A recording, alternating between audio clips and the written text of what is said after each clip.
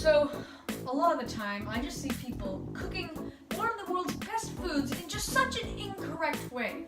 Ramen noodles.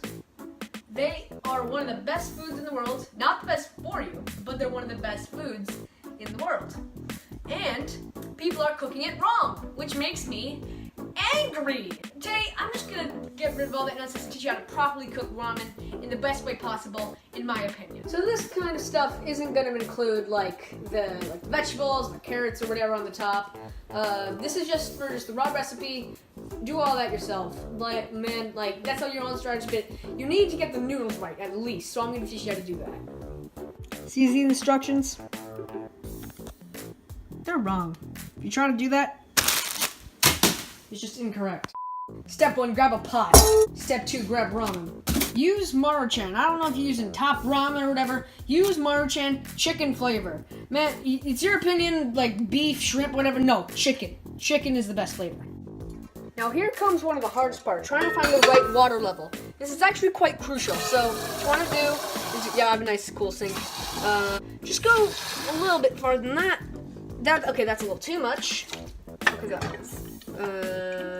Actually, that's good. That's perfect. It's about that much. The reason you want about this level of water is that, so you don't want it to be too low so it doesn't cook the whole entire thing. But you don't want it to be too hot so the flavoring doesn't get everywhere. Next step, open your ramen. That's pretty self-explanatory.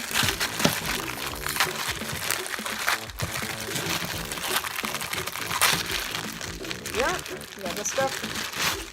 Just take your block and take the flavoring. Boom. Block in the water. Oh yeah, that's a good water level. You want it to be just above this. If you can see that, yeah, you want it to be just that amount so it cooks the entire way through, but it doesn't dilute the flavoring. And okay, so every pack also has some that just fall off. Just put that in there if you want to eat some. Whatever, I don't know why you want to eat them. This is a master chef strategy. So when you open this, you might find, oh, there's stuff falling out because see that? Just centrifugal force, which make none of that, and then you can just tear it open like that. Put the flavoring in, just get it nice in there, and then just spread it around a little bit with your fingers. Make sure to wash your hands before doing that, for hygienic reasons. Note, I haven't turned anything on yet. I just put everything in, and now, high heat, let it for about 4 minutes. So we're starting on it.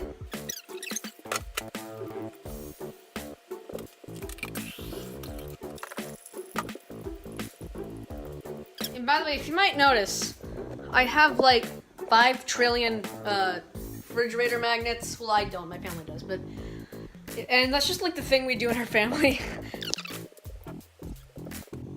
Also, I own a very powerful laser pointer. It's really powerful. I'm not gonna shine at the camera and break it. Look at this. Let's do this out.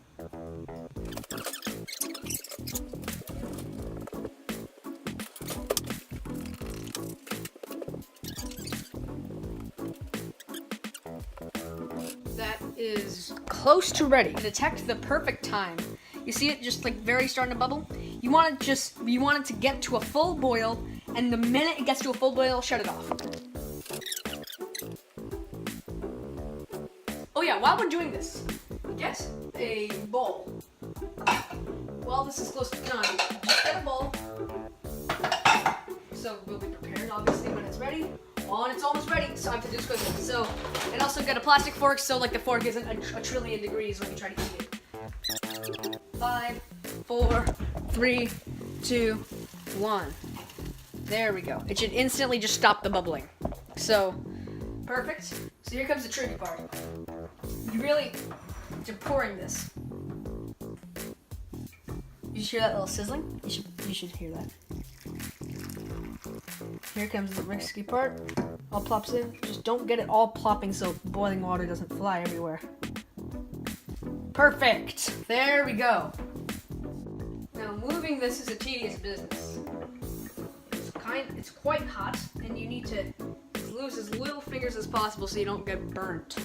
I think I've never dropped it in my life, and I'm hoping never to, because then that would be bad, and I get boiling water everywhere, and the whole house would smell like chicken.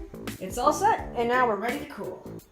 For some reason, the water wasn't high enough, and you're trying to cool it, just put some ice cubes in there. It'll cool it down and add some moisture to it.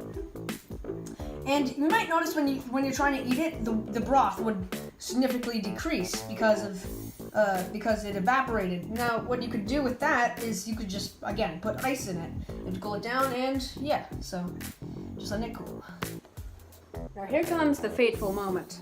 I'm about to try the ramen noodles that I have skillfully made. Got my plastic fork. Here we go.